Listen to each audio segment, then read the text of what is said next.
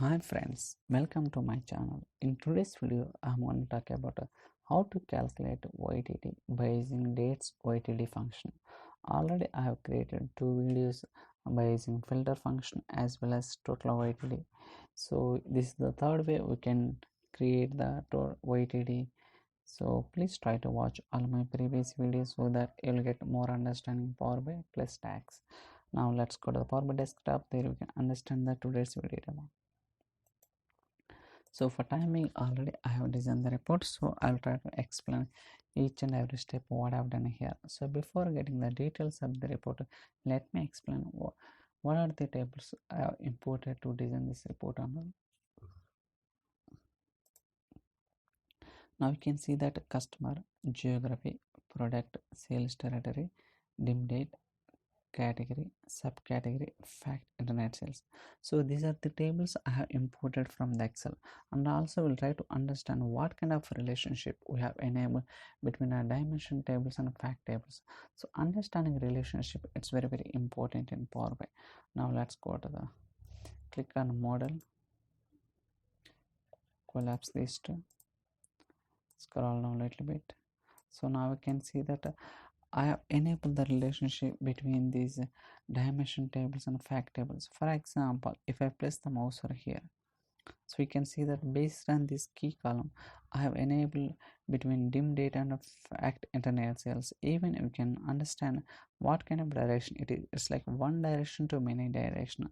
So the filter propagation flowing from the dim date table to the internet sales. Even you can enable both the direction, but it's up to the requirement. But in my report, one direction, single direction is good enough. So like that, I have enabled the relationship. So just click on report. So here we can see the two matrix visuals, so this one. So here we have three levels. One is year, okay, so another one is month, another one is date, right? So I'll try to explain why I have taken three levels. So in this context, in 2001 year context level, we are getting the total sales, and it's giving the, in this measure it's giving good, correct only. In 2001 4090, here also 4090, in 2002, in 2003, in 2004, it's giving correct only. So I'll try to go for the next level. So here, so in 2000, what are the months? July, August, September, October, November, December. So basically in 2001 we have sales from July month only, so that is the reason we have starting July only. So each month wise it's giving fine only, okay. In July month this is, in August, September, October. But here if we notice that, so we are calculating year to date in 2001. So first month is July, 596. 596 plus 703, 1299 plus 45. So like that it's giving up to year to date, okay. So in 2000, this is the 4090. Again in 2002, from January to up to December. In 2003, like that it will give. But if you notice here, we do not have any sales from August to up to December in 2004. But even though it's getting repeated same, but it's not needed, right? So we need to remove. So for that I have created separate measures. I'll try to show in just a second. So but if we drill down to further at a date level, we can see that in July month, now we can see. And also we can notice that some of the dates we do not have any sales, even though we are taking here in 12th of July and 18th of July, we do not have any sales. But even though we are considering, but it's not needed, right? So I just removed. So in these measures and all, I'll try to show. So now you can see that August, September, even in September also we do not have any sales. October, so here also we do not have any sales, but we are taking.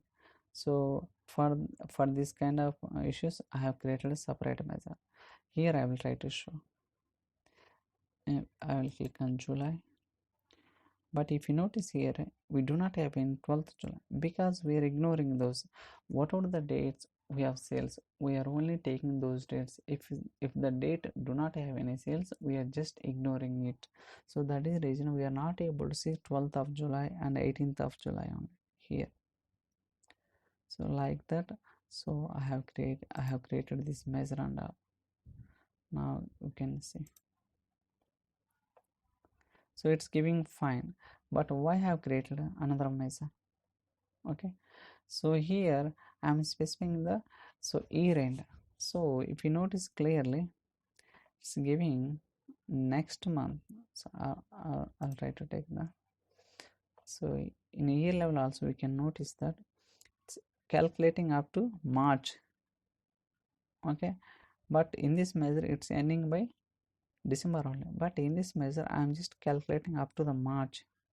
Again from March onwards it's getting started year to date. Here also March, but this is January to December here, but March to March.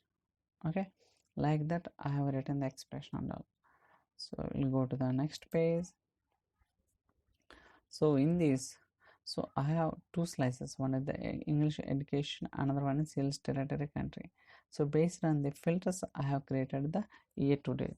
For example, in this, when I select a high school, we can see that running total in this filter. So I'm just calculating the running total, but here I have applied two filters. So one is United States plus high school. Now you can see that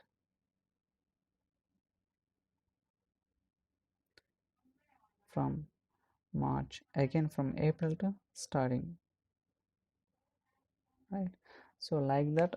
So I have created the expressions and all. I'll try to show that measures and all. So first one is total sales. So I'll try to zoom it so that you can see clearly. So for getting the total sales, I have used the calculate sum x function. So dates YTD one. So here I have used the calculate sum x and also dates YTD. In this I have passed the date column.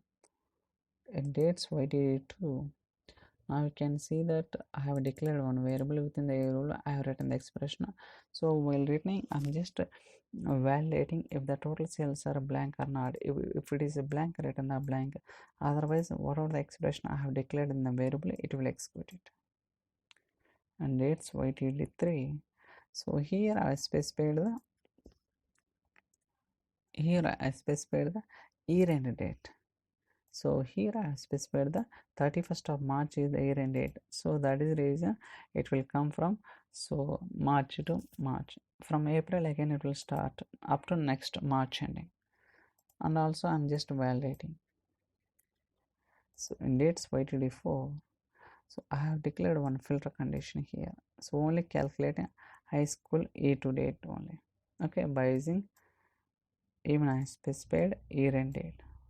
And next measure, so I have applied two filters. One is high school, another one is United States. And also I have declared year end date. So like that I have created all these measures with the different scenarios.